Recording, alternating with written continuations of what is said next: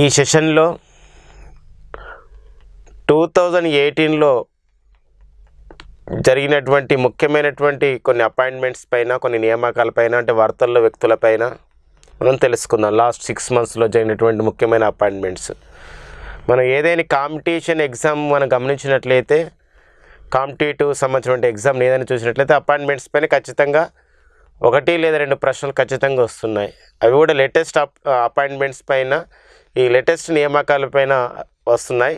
So viewers ఆ విషయాన్ని గమనించండి. అయితే మనకు చాలా అపాయింట్మెంట్స్ జరుగుతాయి, చాలా నియామకాలు ఉంటాయి, కానీ అందులో కొన్ని ఫోకస్డ్ అపాయింట్మెంట్స్ మనం చూసుకోవాలి ఎక్కువగా ఏదైతే వార్తలు ఉన్నాయో. సో అలాంటి అంశం, దాని బ్యాక్గ్రౌండ్ కూడా తెలుసుకున్నట్లయితే మనకు we will score more marks అనమాట ఈ అపాయింట్మెంట్స్లో. వీటిపైన మనం ఇప్పుడు ఈ సెషన్లో డిస్కస్ చేద్దాం.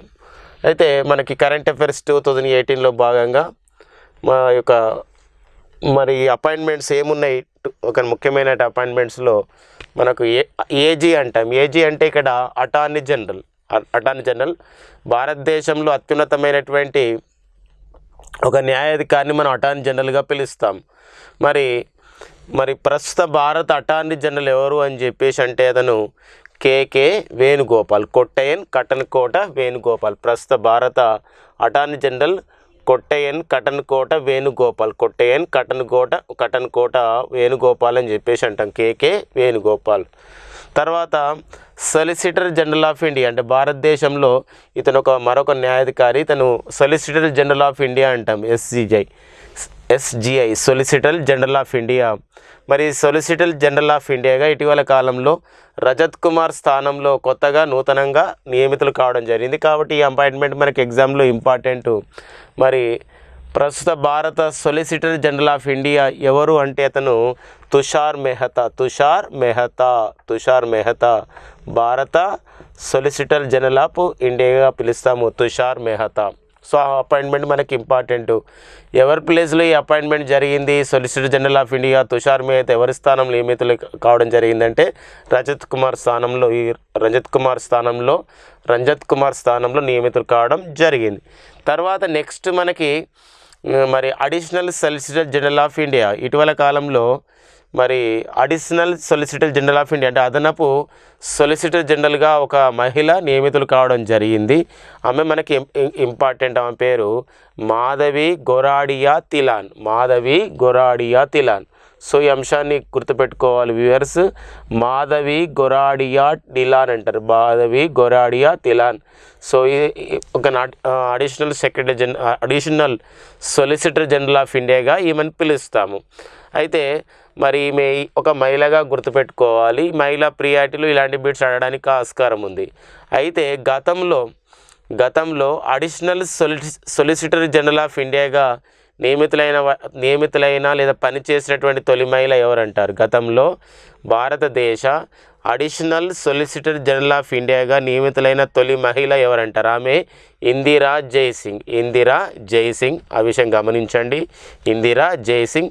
మరి ప్రస్తుతము అడిషనల్ సొలిసిటర్ జనరల్గా పనిచేస్తున్న వారు పింకీ ఆనంద్. మరి ఆమెతో పాటు పనిచేస్తున్నటువంటి మరో మహిళ ఎవరంటే మాధవి గొరాడియా తిలాన్.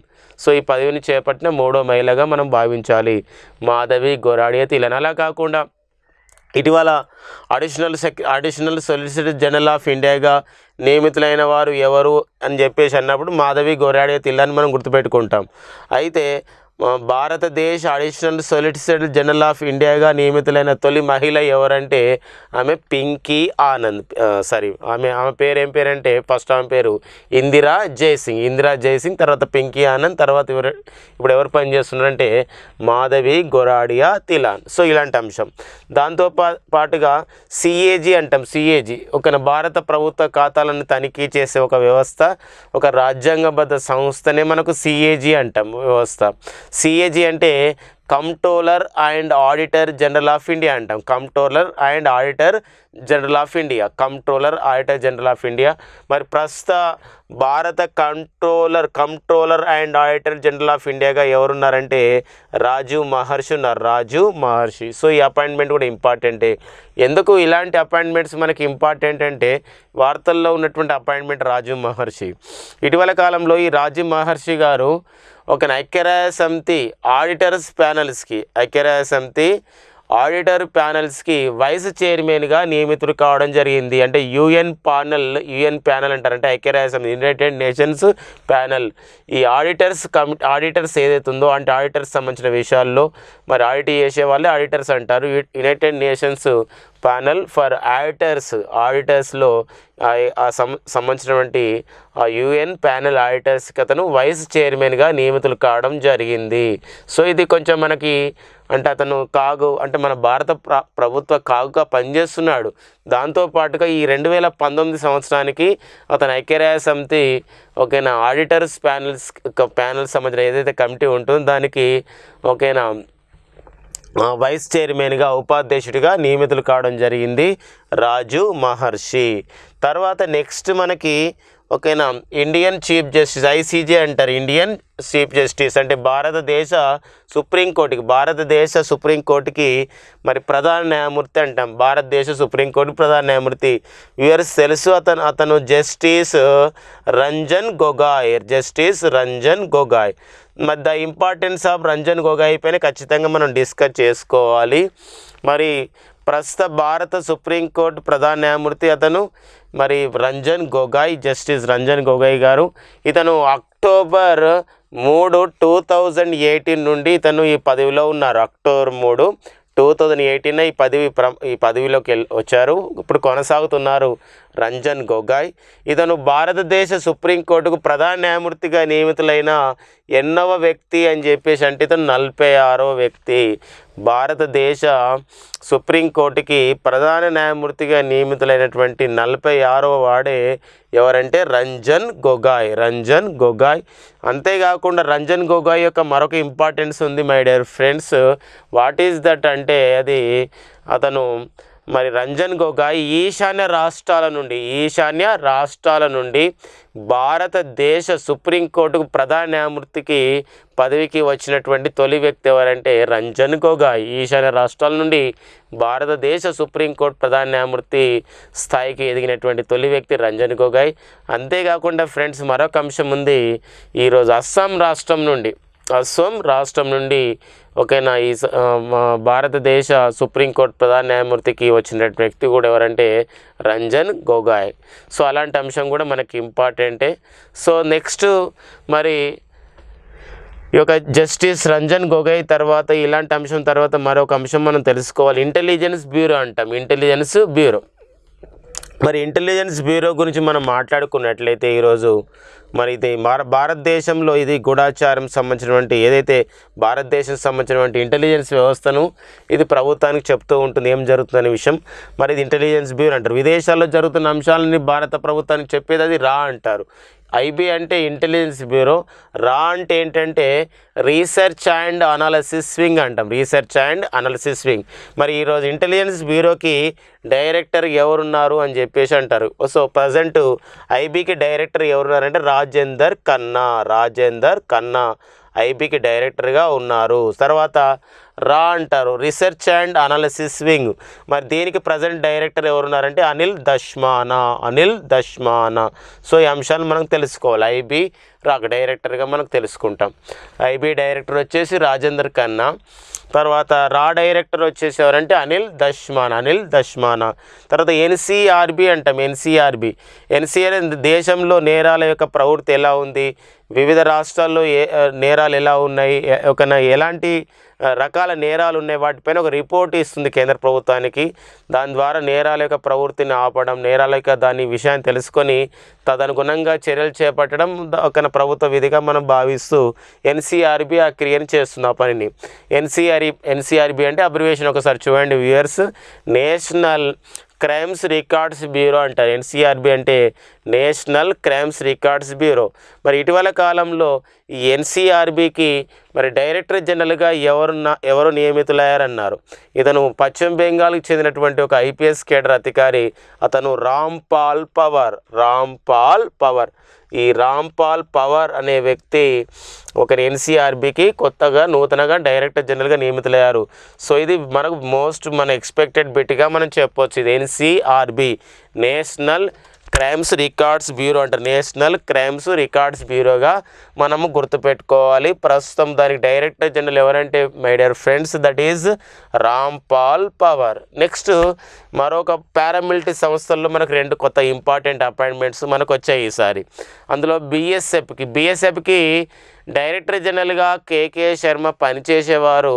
మరి బీఎస్ఎఫ్కి డైరెక్టర్ జనరల్ స్థానంలో కేకే శర్మ స్థానంలో కొత్తగా వచ్చిన వారు ఎవరు అంటే ఆర్కే మిశ్రా, రజనీకాంత్ మిశ్రా గారు రావడం జరిగింది. ఆర్కే మిశ్రా బీఎస్ఎఫ్కి కొత్త డైరెక్టర్ జనరల్. మరి బీఎస్ఎఫ్ అంటే వ్యూయర్స్ తెలుసు, బార్డర్ సెక్యూరిటీ ఫోర్స్ అంటాం, బార్డర్ సెక్యూరిటీ ఫోర్స్. మరి బార్డర్ సెక్యూరిటీ ఫోర్స్ ఇది సరిహద్దు భద్రతా దళం అంటాం. ఇది భారత్ పాకిస్తాన్ల మధ్య, భారత్ బంగ్లాదేశ్ మధ్య సరిహద్దును కాపలా కాసే ఒక పారామిలిటరీ సంస్థ, ఒక సాయుధ బలగాల సంస్థ. 1965లో ఏర్పాటు చేయబడ్డ సంస్థ బీఎస్ఎఫ్ అంటారు, బార్డర్ సెక్యూరిటీ ఫోర్స్. మరి ఇలాంటి బార్డర్ సెక్యూరిటీ ఫోర్స్కి మరి ప్రస్తుత కొత్త డైరెక్టర్ జనరల్ కేకే శర్మ స్థానంలో నియమితులైన వారు రజనీకాంత్ మిశ్రా. మరి దాంతోపాటు మరో అంశం తెలుసుకోవాలి, మరి బీఎస్ఎఫ్ సంబంధించిన కార్యకలాపాల్లో ప్రోత్సాహం అందించడానికి మరి బీఎస్ఎఫ్ సంబంధించిన ఒక ప్రచారకర్తని భారత ప్రభుత్వం నియమించడం జరిగింది. మరి ప్రస్తుతం బీఎస్ఎఫ్ ప్రచారకర్త ఎవరున్నారని చెప్పేసి అంటాడు. మరి బీఎస్ఎఫ్ ప్రచారకర్త ఎవరు అంటే ఆ వ్యూవర్స్ వెరీ వెరీ ఇంపార్టెంట్. ఇతను ఎప్పుడు వార్తల్లో ఉంటున్నాడు. ఇటీవల కాలంలో కూడా ఐసీసీ ప్రకటించినటువంటి ఈ 3 ఫార్మాట్స్లో అవార్డ్స్ని అతనే చాలా వరకు గెలుచుకున్నాడు. మరి అతనే వ్యూవర్స్ అర్థమై ఉంటుంది, అతనే మరి ఒకనా విరాట్ కోహ్లీ. బీఎస్ఎఫ్ ప్రచారకర్తగా ఉన్నవారు ఎవరంటే విరాట్ కోహ్లీ, గుర్తుపెట్టుకోవాలి, విరాట్ కోహ్లీ బీఎస్ఎఫ్ ప్రచారకర్త. అంతేకాకుండా ఇతను 2018లో విరాట్ కోహ్లీ గారు 2018లో భారతదేశంలోనే ఒక అత్యున్నతమైన క్రీడా పురస్కారంగా పిలిచే ఈ రాజీవ్ ఖేల్ రత్న అవార్డు గ్రహీతలలో ఒకరు ఎవరంటే విరాట్ కోహ్లీ. 2018 సంవత్సరానికి భారత ప్రభుత్వం ఇద్దరికి రాజీవ్ ఖేల్ రత్న అవార్డు ఇవ్వడం జరిగింది. ఒకరు విరాట్ కోహ్లీ, మరొకరు సాయికో మీరాబాయ్ చాన్ అనే వెయిట్ లిఫ్టింగ్ క్రీడాకారిణి. సో మరి విరాట్ కోహ్లీ యొక్క అట్లా ఇంపార్టెన్స్ కూడా మనం తెలుసుకుంటూ ఉండాలి. అంతేకాకుండా రాజీవ్ ఖేల్ రత్న అవార్డు పొందినటువంటి మూడవ క్రీడాకారుడు కూడా ఎవరంటే విరాట్ కోహ్లీ.